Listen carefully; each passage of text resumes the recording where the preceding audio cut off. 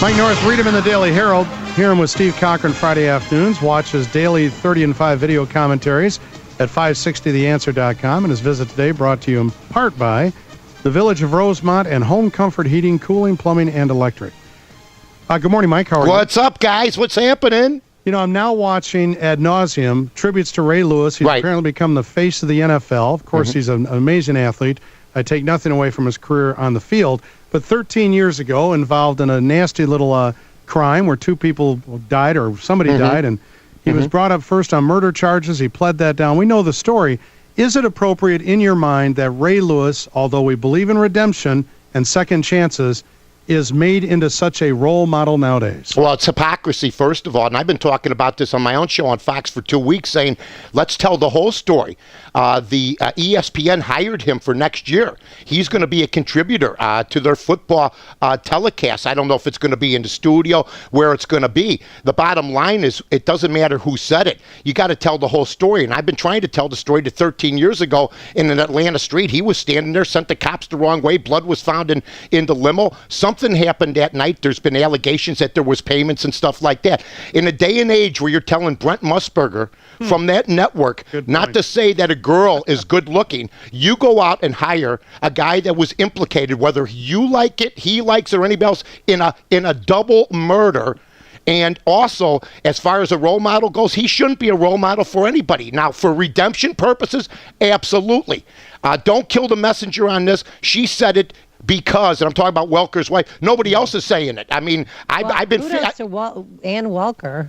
I mean, and she said, too, 6 kids with 4 wives, put it for murder, paid a family off. What a Hall of Fame player. Well, that's the point. Role model. I mean, ESPN is the engine, and you know what? Hey, Brent, don't ever say something about a girl being pretty in the stands. Hey, is Ray Lewis coming in? We got to talk to him about any other things that might have happened along the way in his career and about the double murder. It's an absolute hypocritical move, and you know what? Somebody asked him about it, and he says, that was 13 years ago. Man, there's people that have done what he did that stay in jail for life. He's a very fortunate guy, and you know what? Quite frankly, America's tired of watching him screaming and dancing. Just go out and play the game, because the big story of this Super Bowl is the Harbaughs and Joe Flacco.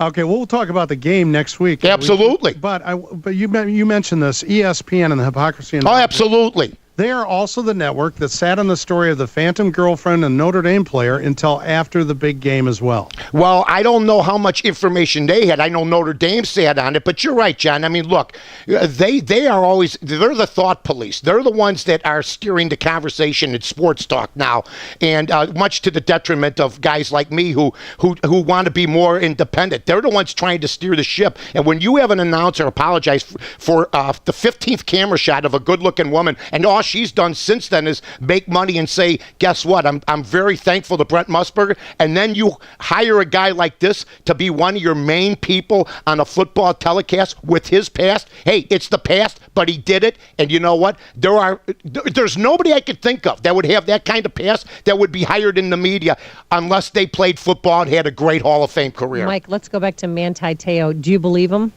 I believe that he wasn't involved at the beginning, Amy, but what I'm tired of him saying is that, you know what, we weren't in on the hoax. You were in on it because you basically implemented the fact that you knew the girl.